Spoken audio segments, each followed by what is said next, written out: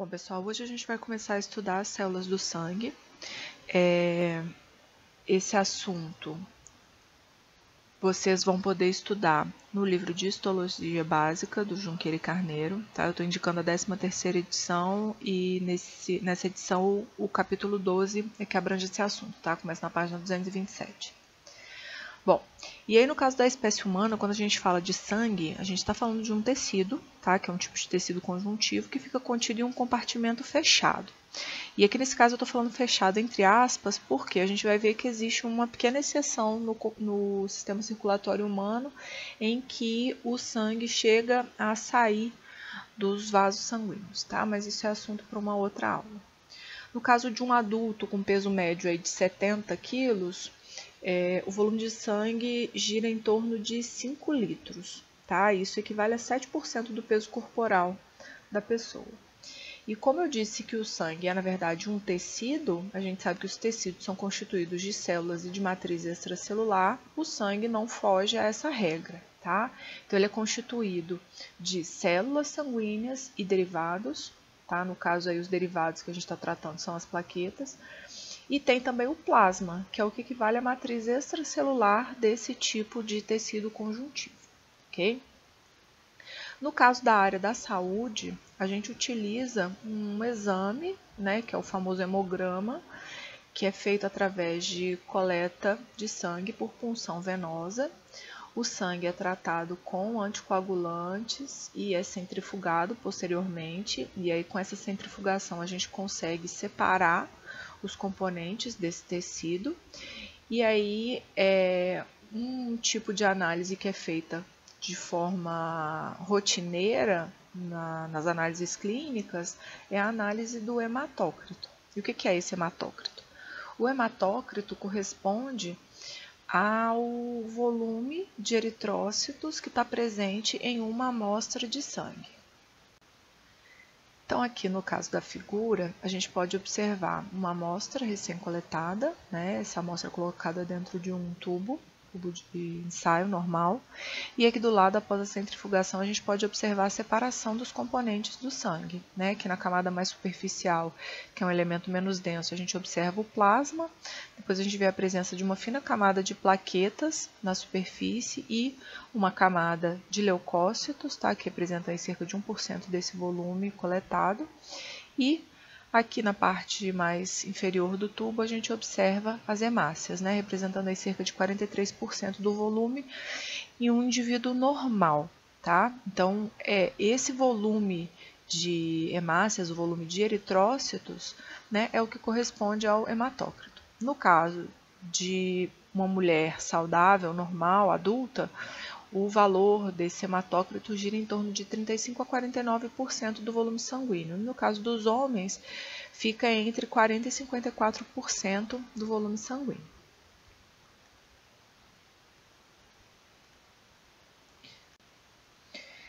Esse quadro mostra para a gente ainda um resumo de algumas características do sangue que podem ser observadas e analisadas a partir de um hemograma, né, incluindo a questão do hematócrito, tá ok?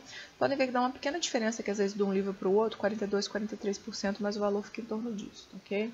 Então a gente vê referências aqui, valores de referência para homens e para mulheres, né? A primeira coluna indicando os valores de referência dos homens, a segunda coluna indicando os valores de referência das mulheres.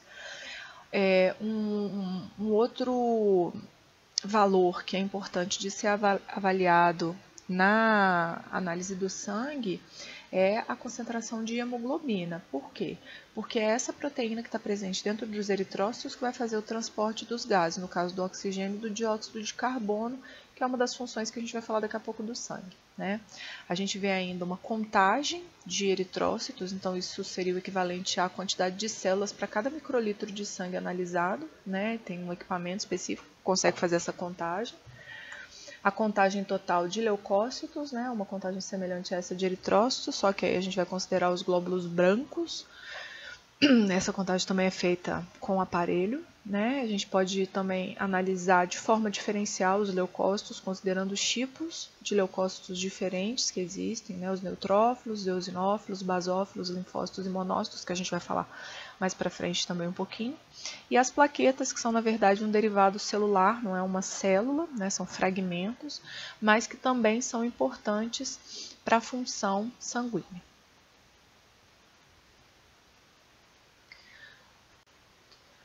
Bom, e aí, como eu estava dizendo a vocês, o tecido sanguíneo tem componentes celulares e o componente de matriz extracelular, que no caso aqui é o plasma, tá?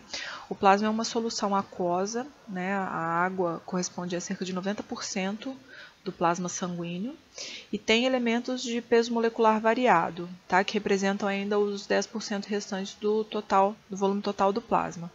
E esses componentes incluem proteínas plasmáticas, sais inorgânicos e outros componentes orgânicos variados, né? As proteínas plasmáticas são a maior parte desses outros elementos, né? Além da água, 7 a 8%, incluindo albuminas, globulinas, lipoproteínas, proteínas de coagulação, entre outros.